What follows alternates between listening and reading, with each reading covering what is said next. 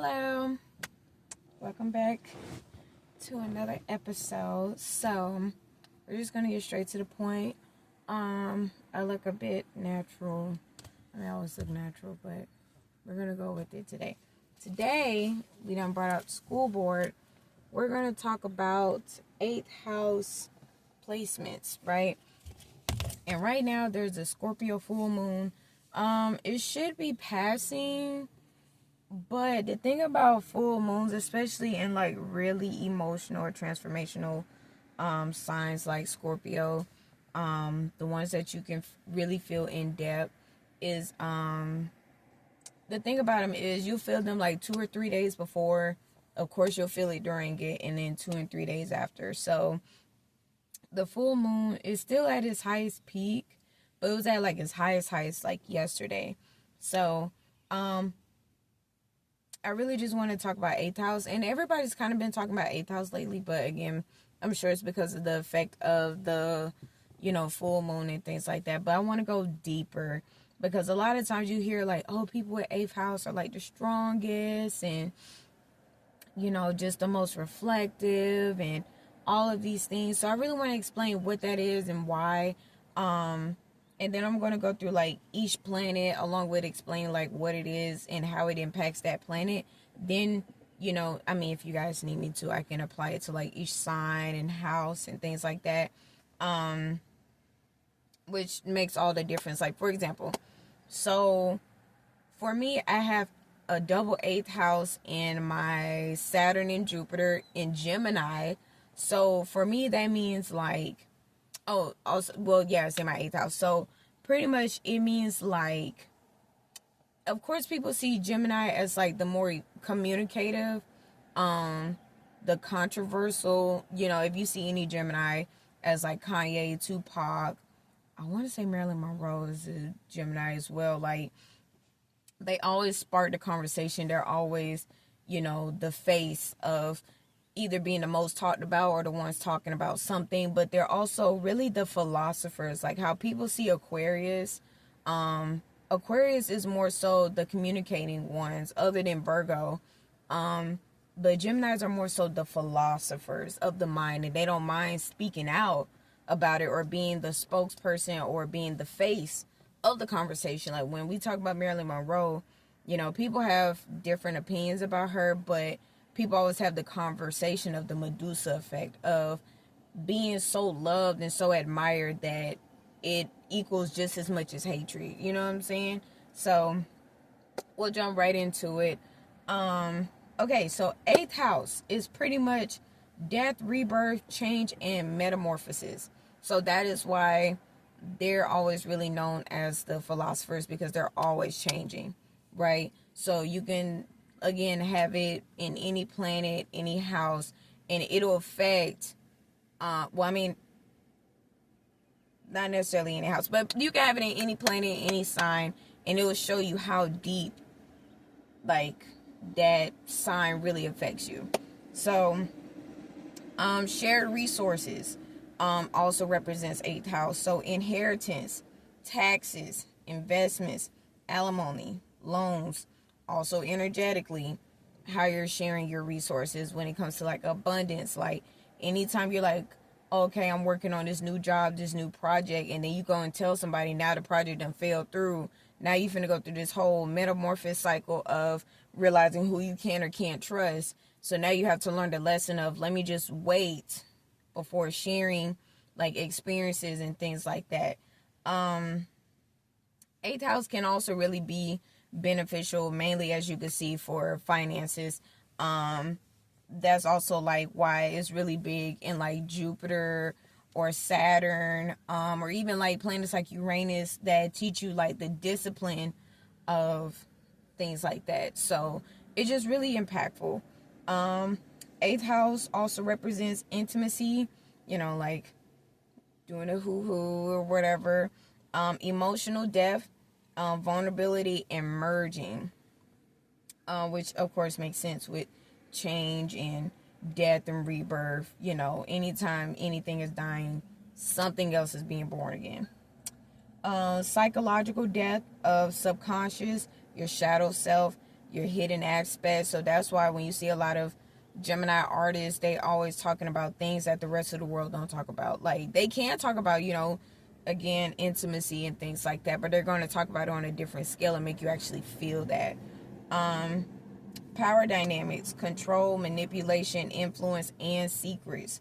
Okay, so this is why people say Scorpio usually rules the 8th and 12th house, or even honestly, from the 8th all the way to the 12th, so 8, 9, 10, 11, and 12, because you go so, like, in depth. When it comes to the subconscious, sometimes you're having to deprogram just to reprogram, again, death and rebirth, because of the things that you're learning, the things that you're going through, your shadow self. So a lot of times when you're doing shadow work, it's not just, oh, I'm just going within. You're going to that house. You're going to the monster mansion. You're going to that uncomfortable spot. It also represents mysteries, hidden truths, occult, and the unknown. So that's why people love the movie Sinners, because Ryan Coogler has a lot of 8th house placements. Or I haven't seen Jordan Peele's chart, but I'm sure he has some 8th house placements, because they just know how to get into that psychological thriller to where it's not just downright scary. It's going to somehow make sense, if that makes sense. So the 8th house in your sun sign shows identity, transformation, and power. Well, that's what the sun sign, or like the sun planet, means. But your 8th house is really going to break down your identity. Is going to reflect other people's identities to you, or some people can see a mirror between you and their identity, or they're threatened by your power or how you transform so fast and so much, and they're still stuck on step 1, and now they're comparing themselves. So you have to be very mindful of that. If the 8th house is in your moon planet,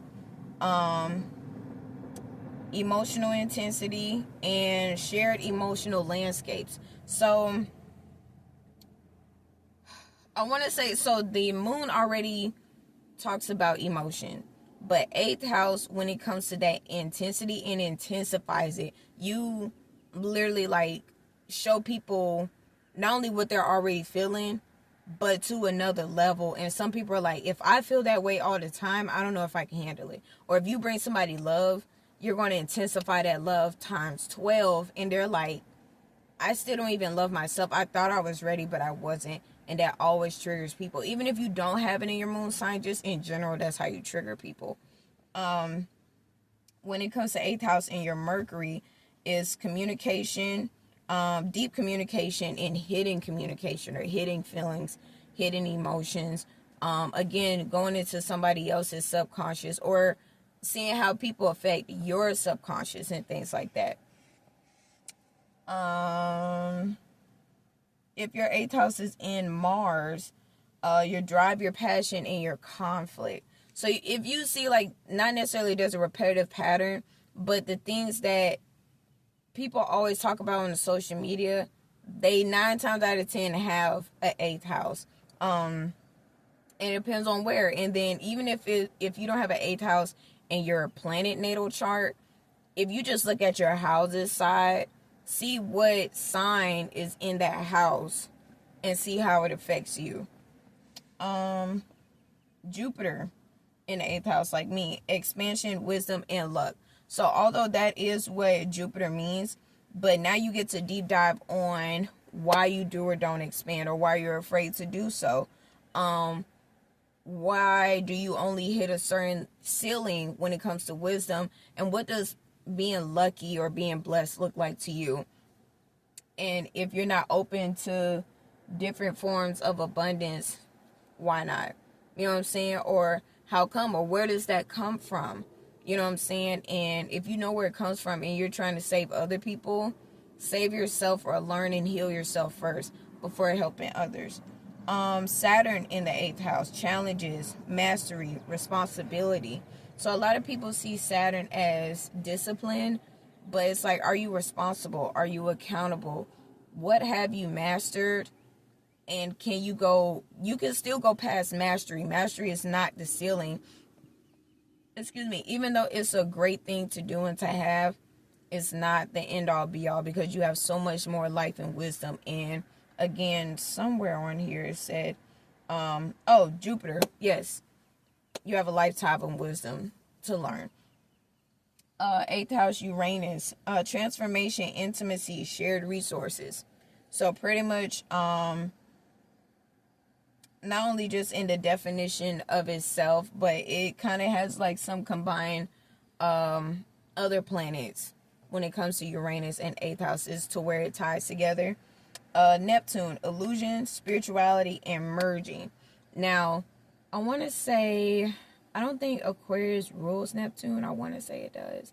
I forgot what planet actually rules Neptune when it comes to the psychological. I want to say it's Aquarius, but definitely when it comes to your spirituality, and even if you are religious, even if you are just spiritual and you're like, I just believe in certain things, you have to align yourself with people that also not necessarily believe that, but they can have that conversation, versus you always teaching somebody. When it comes to eighth house, it's always draining, or it gets draining teaching different people. Like, it's one thing to meet people across, life and share wisdom, and that's what we're talking about with sharing resources, but teaching consistently and now holding, again, somebody responsible, which is where Saturn kicks in, and holding you responsible for their learning is very draining. Make sure you don't get caught up in that, even if you're not an eighth house, or even if you don't have eighth house placements. Lastly, Pluto, uncovering hidden truths. Now, Pluto is the planet not necessarily just of death, but of course, death, rebirth, transformation, all that stuff. Eighth house, usually home planet, if it could be any planet, is Pluto. So, like, you want to make sure, as an eighth house, as the psychic or the seer, or the prophet, like, that you are, when you see through people, you want to make sure, like, you're not just always like, I see that person, I see who you are, because that could be triggering to people, and it could be dangerous for you. Now, if you're like, I really don't care, I'm gonna say what I want to say, great, awesome, glad you know how to fight. Because there's just some people that just don't know how to take that, and they don't know how to take you, and you just always have to make sure that you're protecting yourself, inside out, spiritually, physically, emotionally, because when you see through people and you act accordingly, you know what I'm saying, and they're like, why are you acting different, or they can pick up that you see them, it can get pretty dangerous. And then all of this whole list of things, now you're going through the cycle of protecting yourself, death, rebirth, removing people, pain, things like that. So there is a good side to eighth house. I'm not saying all of this is just in a negative way of conflict, emotional intensity. All of these are good things, because the more you know, of course, the more abundance. Not just abundance of knowledge, but you can, like I'm doing now, share this wisdom. You can walk into places and network with people. When you're networking with people, you can see through them, or see and read their mind of, I know what you need, I am what you need, like, let's work together. Like, it can work in your highest benefit. It's just, it takes a lot. It feels like baggage itself.